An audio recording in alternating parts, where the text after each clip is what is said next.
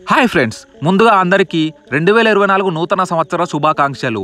వీడియోలోకి వచ్చేస్తే 2022 ఐపీఎల్ ద్వారా గుజరాత్ టైటాన్స్తో పాటు Lucknow super Giants IPL debut చేసింది. ఆడిన 2 సీజన్స్లోనూ ప్లే ఆఫ్స్కి క్వాలిఫై అయిన 2 టైమ్స్ కూడా ఎలిమినేటర్ మ్యాచెస్లో ఓడి చోక్ అయింది. 2024 ఐపీఎల్లో కేఎల్ రాహుల్ కెప్టెన్సీలోని లక్నో టీం అగ్రెసివ్ క్రికెట్ ఆడి ఐపీఎల్ ఛాంపియన్స్గా నిలవాలని చూస్తుంది. టోర్నమెంట్కు ముందు 2024 ఆక్షన్లో లక్నో కొత్తగా 6 ప్లేయర్స్ని కొనుగోలు చేయగా ఈ 6 బైస్లో 5 బౌలర్స్ని కొన్నారంటేనే లక్నో బౌలింగ్ స్ట్రాంగ్ చేయడం పైన ఎంత ఫోకస్ చేసిందో అర్థం చేసుకోవచ్చు. మినీ ఆక్షన్లో లక్నో శివం మావికి అత్యధికంగా 6.40 crores పెట్టి కొనుక్కుంది. England pace bowling allrounder David విల్లీకి 2 crores, Australia off spinner Ashton టర్నర్కి 1 crore పెట్టి తీసుకుంది.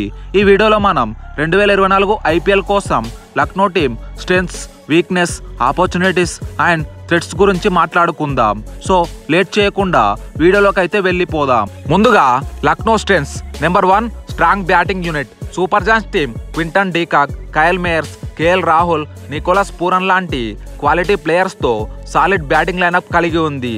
2023 ఐపీఎల్లో డెబ్యూ చేసిన కైల్ మేయర్స్ 13 మ్యాచ్ల్లో 144 స్ట్రైక్ రేట్తో 379 పరుగులు చేశాడు.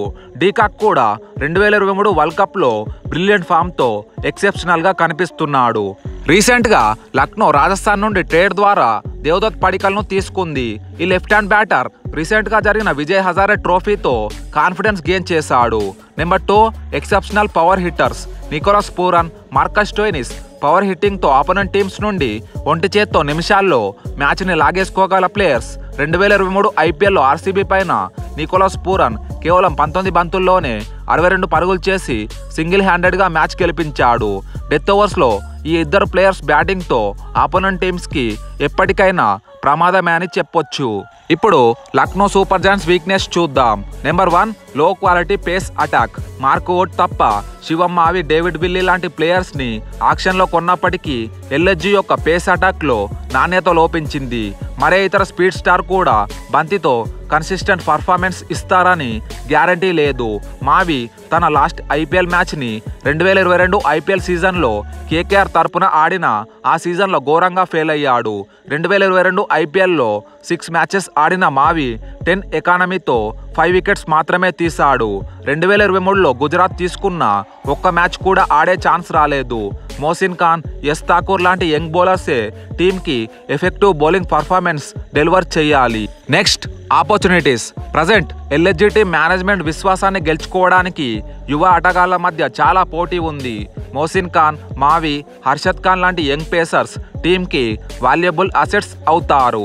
ఈ హెల్తీ కాంపిటీషన్ లక్నోకి టోర్నమెంట్లో బెనిఫిట్ అవ్వచ్చు. Next, threats. 2024 లక్నో స్క్వాడ్ చూసుకుంటే ఎక్కువగా ఫారెన్ ప్లేయర్స్ పైన డిపెండ్ అవుతున్నట్లు అర్థమవుతుంది. 2023లో కూడా మార్క్వుడ్ సెకండ్ హాఫ్ ఐపీఎల్కి ఆడకుండానే వెళ్ళిపోగా ఎల్ఎస్జీ బౌలింగ్ యూనిట్ మొత్తం ఆర్డినరీ అయిపోయింది. ఒకవేళ 2024 ఐపీఎల్లో కూడా ఇదే రిపీట్ అయితే వికెట్ టేకింగ్ బౌలర్స్ని ఆక్షన్లో తీసుకోనందున ఎల్ఎస్జీ బౌలింగ్ యూనిట్ క్వాలిటీ లోపిస్తుంది.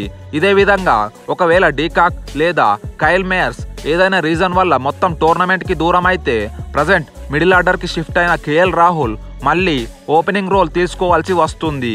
ఇది ఎంటైర్ టీమ్ కాంబినేషన్ని దెబ్బతీస్తుంది.